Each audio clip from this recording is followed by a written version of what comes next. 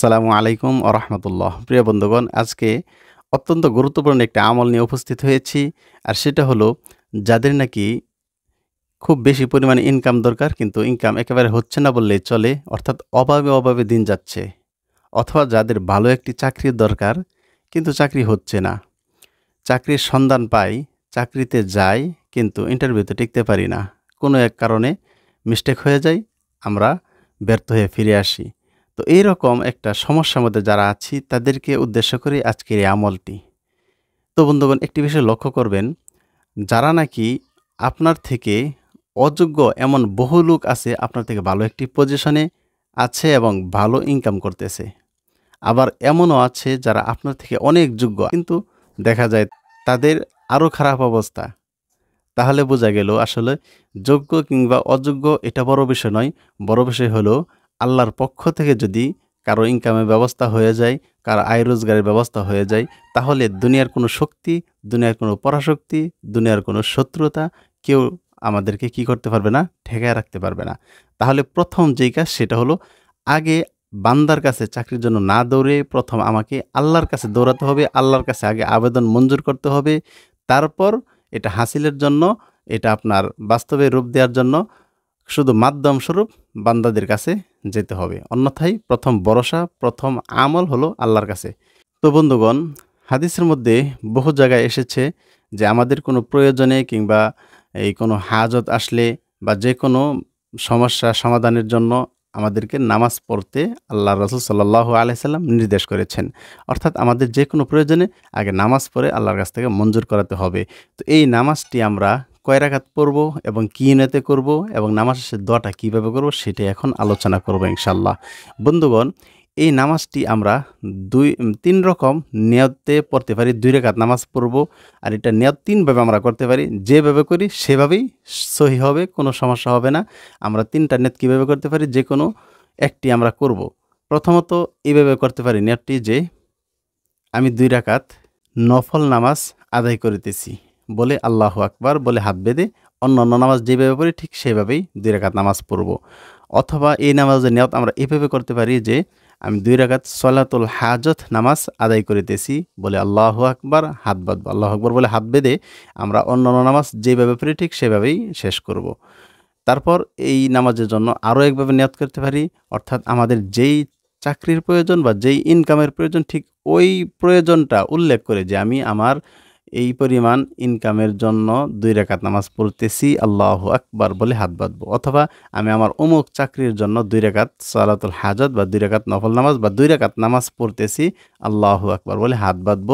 তারপর অন্যান্য নামাজ যেভাবে পড়ি সেভাবেই কী করব? নামাজ শেষ করব। তো এটা ছিল নামাজের নিয়তের বিষয়। তো এখন নামাজটা আমরা কখন পড়লে ভালো হয়?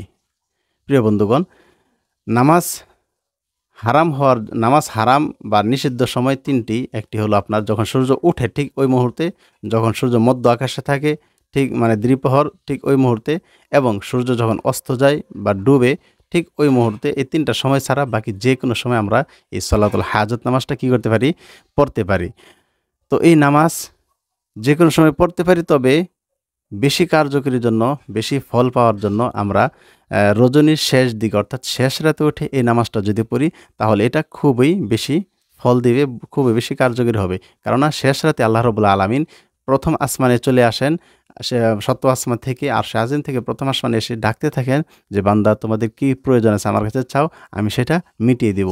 কে আছো যার অনেক গুনাহ রয়েছে আমার কাছে চাইবে, আমি তার গুনাহগুলো মাফ করে দেব। আছো কি এমন কেউ যারা খুব ঋণগ্রস্ত আমার কাছে চাইবে, আমি তার ঋণের ব্যবস্থা করে দেব। এভাবে আল্লাহ সমস্যাগুলো বলে ডাকতে থাকেন। এইজন্য আমরা শেষ রজনীতে যদি পারি, শেষ রজনীতে উঠে আমরা এই নামাজটা কী করব? ২ রাকাত নামাজ পড়ব।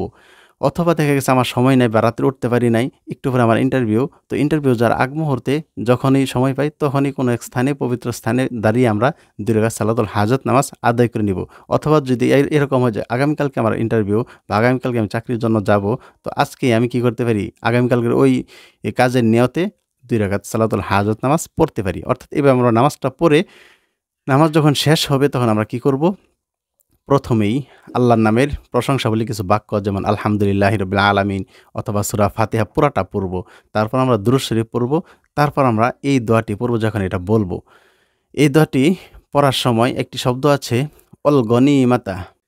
এই অল গনিমাতা শব্দটা যখন আসবে তখন আমরা মনে মনে আমাদের যেই ইনকাম করার ইচ্ছা আছে সেই ইনকামের প্রতি আমাদের মনটাকে ঝুঁকাবো, অথবা যেই চাকরির জন্য আমরা এই আমলটি করতেছি সেই চাকরির দিকে আমরা মনটা রাখবো আর মুখে এই শব্দটা বলবো। অর্থাৎ অল গনিমাতা দ্বারা উদ্দেশ্য আমরা করব যে আমাদের ওই চাকরি কিংবা ওই ইনকাম, এভাবে নিয়ত করে আমরা মোনাজাত করতে থাকবো।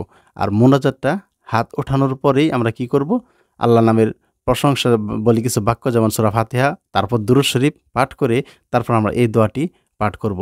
এই দোয়াটি যদিও একটু বড়, যদি আমরা মুখস্থ না পারি তাহলে আমরা দেখে কি করব, পাঠ করব, তাতেও সমস্যা হবে না। আমরা সামনে রাখবো, তারপর দেখে আমরা পাঠ করব। ইনশাল্লাহ হয়ে যাবে। আল্লাহ তাআলা কবুল করবেন। আমাদের চেষ্টা শুধু এতটুকুই, আল্লাহ তাআলা ইনশাল্লাহ কি করবেন, কবুল করবেন। তারপর যখন এই দোয়াটি পড়া শেষ হবে তখন চাইলে আমরা আবার বাংলাতে নিজের ভাষায় আরও কিছু মনের আকুতি মিনতি আল্লাহকে বলে আমরা কি করতে পারি, আল্লাহর কাছে চাইতে পারি। তারপর আমরা যখন শেষ করতে যাব দোয়া, তখন আবার আমরা কি করব, দুরূদ শরীফ পাঠ করব। তারপর আবার আল্লাহ নামের প্রশংসা বলি কিছু বাক্য, যেমন আলহামদুলিল্লাহি রাব্বিল আলামিন, এই জাতীয় কিছু বাক্য, যেমন সুবহানা রাব্বিকা রাব্বিল ইজ্জাতি আম্মা ইয়াসিফুন, এরকম বাক্য দ্বারা আমরা কি করব, মোনাজাত শেষ করব। এবং মোনাজাত আমরা ততক্ষণ করব যতক্ষণ না আমাদের ভিতরে একিন আসবে, একটা বিশ্বাস আসবে যে হ্যাঁ আমার দোয়াটা কবুল হয়েছে। এরকম একটা বিশ্বাস যখন অন্তরে জাগবে, মনে একটা সাক্ষ্য দেবে যে হ্যাঁ আমি যেভাবে দোয়া করেছি আল্লাহ দোয়া কবুল করেছেন, এতটুকু একিন যখন হবে তখন আমরা মোনাজাত শেষ করতে যাব। এবং মোনাজাত শেষ করার পরে পূর্ণাঙ্গভাবে বিশ্বাস রাখবো যে আমার দোয়া অবশ্যই কবুল হয়েছে, অবশ্যই আমার উদ্দেশ্য হাসিল হবে।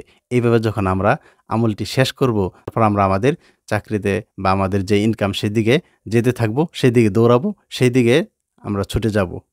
তাহলেই ইনশাল্লাহ আল্লাহ ব্যবস্থা করে দিবেন। তো আমি এখন দোয়াটি পাঠ করছি। দোয়াটি হলো, নামাজ শেষ করে হাত উঠিয়ে আমরা যে দোয়াটি পাঠ করব সেটা হলো, লা ইলাহা ইল্লাল্লাহুল হালিমুল কারীম, সুবহানাল্লাহি রব্বুল আরশিল আযীম, আলহামদুলিল্লাহি রব্বিল আলামিন, আসআলুকা মুজিবাতি রহমাতিক ওয়া আযাইমা মাগফিরাতিক ওয়াল গনিমাতা মিন কুল্লি বিররিন ওয়াস সালামাতা মিন কুল্লি ইসমিন লা তাদা' লি যামবান ইল্লা গফারতাহ ওয়ালা হাম্মান ইল্লা ফাররাজতাহ ওয়ালা হাজাতান হিয়া লাকা রিদন ইল্লা কদাইতাহা ইয়া আরহামার রাহিমিন। তো এখানে যেই গনিমাতা শব্দটি গিয়েছে, সেই গনিমাতার সময় আমরা যে ব্যাখ্যা বিশ্লেষণ করলাম সেটাই আমরা কি করব, আমল করব। আল্লাহ তাআলা আমাদেরকে বোঝার এবং সঠিকভাবে আমল করার তৌফিক দান করুক। আসসালামু আলাইকুম ওয়া রাহমাতুল্লাহ।